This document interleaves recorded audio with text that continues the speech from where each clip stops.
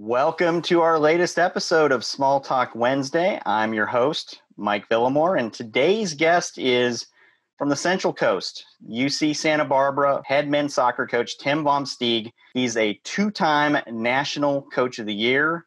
He's taken his teams to the College Cup on 2 occasions, won the national championship in 2006. We're very happy to have him here today. And I've heard that in your early years, not sure how early, but you used to live in a different country. Is that true? Well, you're going way back here. I actually lived 7 years in Brazil. And so that is when people say, well, what was your introduction to soccer? And of course, in Brazil, there is no other sport. So I was basically 2 years old when we left for Brazil. I lived there until close to 10 years old. I often tell my children, you know, in Brazil, when you have one TV channel and no computers, no technology, the school got out at 12 noon, the game kicked off at 1, and it ended when your mom came out and told you dinner was ready at about 6:30. So that is literally what we did every single day that I can remember living in Brazil. What brought your family there in the first place?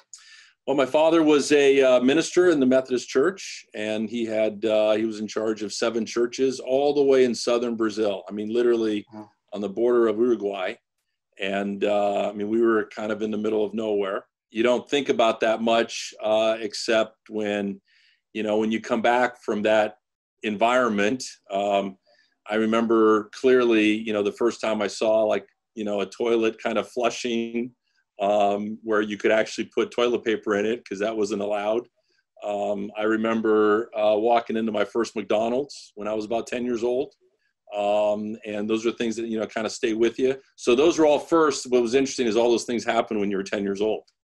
So you actually remember them really clearly, and those are just vivid memories. You hadn't been Americanized at all until you had, were close to teenage years, basically. No, correct. And I think that gives everybody a unique perspective. The other thing that was interesting to me is I didn't learn English until I was 10 because we went to an all Brazilian school. My parents spoke English in the house, but I had no idea what they were saying. I was 10 years old in my first classroom, and literally, I remember back then there was not a whole lot of bilingual education happening. It was pretty much sink or swim. So you had to learn the language pretty quickly to hear and basically meet some new friends. Did you use the influence of the Brazilian game when you went into coaching? Did that have any impact on how your philosophy and whatnot? Out there, it was rough and tumble. So, as most people have noticed about our teams, I've kind of taken that on. The personality of the team always looks like a little bit like the coach. And, our teams here at UCSB have always been known to be a little bit rough and tumble. We compete and we fight. And that was literally going back to those games out in that park where, the parking lot where when you were the youngest one, you had to fight and kick and scream and do all those things. And so that's something that's always stayed with me. And when you fast forward from being in Brazil and playing in some of those games to your time at UCSB, I think a lot of people know that you played there from 1985 to 1988, but some people might not. I understand that your reputation there was that you were a very physical player. How would you describe your game, and how much did that experience of playing with all those other kids and that being pretty rough and tumble play into that? Well, I would say it's a majority of it, and more than just playing physical, it was more of this kind of competitive edge where you just hated to lose. I wanted to talk about what I've heard of motivational tactics of Coach Steeg. There's this rumor that you use some TV clips to help motivate your players. Can you expand on that?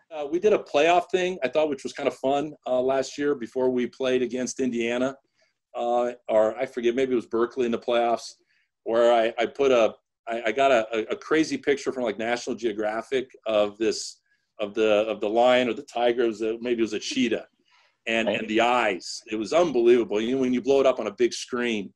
And then I showed a picture of a bunny or something. And the question was, what team are we going to be tonight? And it was all in the eyes. The bunny looked defenseless and helpless, and here was this cheetah. And so those are things that, all of a sudden you're like, you're in the huddle and you're at halftime and someone might yell out, let's be the cheetah tonight. You know what I mean? And so it carried over into that moment in the game. So whenever you can bring in some outside things, some outside illustrations and make it somewhat, relevant to whatever's happening that night.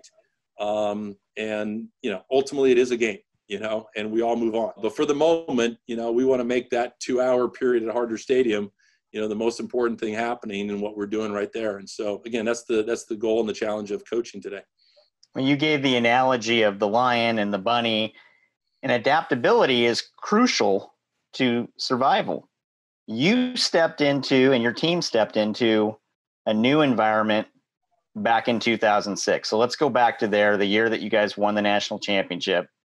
You're used to playing in beautiful 80-degree weather at Harder Stadium. You get to the College Cup. In order for you to win it, you've got to do it in sub-freezing temperatures in St. Louis. What do you recall about those arrangements and how you were able to get through all of that? Yeah, it was actually even harder than that because the games on Friday got snowed out. So we literally had to play the semifinals on Saturday. So that's obviously less than 24 hours. And it was a testament to the players. I mean, to be honest with you, because, as a coach, I can be a cheerleader, I can support them. But the idea of playing 110 minutes on Saturday night and then coming back for a 12 noon kickoff on Sunday for your national championship, that's asking a lot. Yeah, have to play back-to-back games in those conditions. That's a lot to ask of anybody. Well, yeah, and when the game did end, it was 18 degrees. In fact, when the Gatorade was poured on me, it froze. So it hit my shoulders, and it icicled. Snow cone. It was a snow cone, absolutely. Yeah.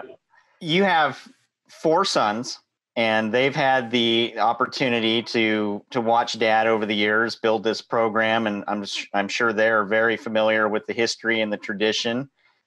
All 4, as I understand it, are very much into soccer. You have Justin, obviously, the oldest, who played for you and is now with the Galaxy, and you have Carson, who's current player, and then you have the 2 twins.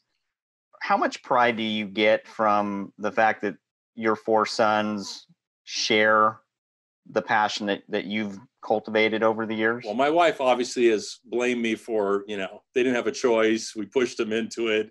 What do you expect? I actually I told my wife it was kind of her fault because literally from the time that they were literally in her stomach, they were at a game.